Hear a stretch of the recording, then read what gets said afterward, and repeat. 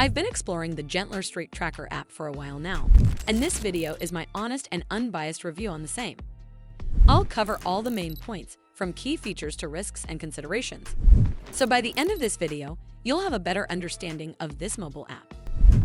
Gentler Streak is a fitness and workout tracker designed for people who want to stay active in a sustainable, non-hardcore way, especially Apple Watch users who like gentle guidance rather than constant pushing. It focuses on balancing activity, rest, and recovery so everyday movers, beginners, or those returning from a break can build consistent habits. Core features revolve around daily readiness, sleep analysis, and movement tracking, with the app suggesting suitable workout intensity based on your current capacity.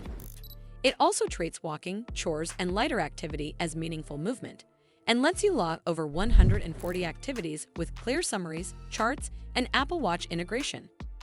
The Streak system encourages you to listen to your body, even counting rest days when needed, and many users highlight that essential features like the main progress bar remain available on the free tier. However, it is not without flaws. Advanced features sit behind a subscription or lifetime purchase, which might feel pricey if you only need basics. Some users may find the holistic, slower-paced approach less appealing if they want aggressive performance metrics, and the app is tightly tied to the Apple ecosystem, so it is not an option outside it. That said, reviews are very positive overall, with a high average rating and many comments praising its thoughtful design and respectful nudges rather than guilt-driven alerts.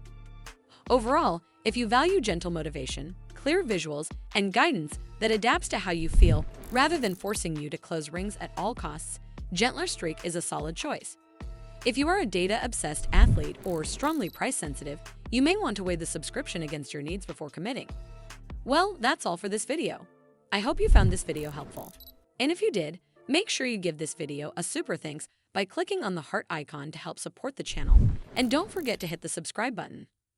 We'll see you in the next one.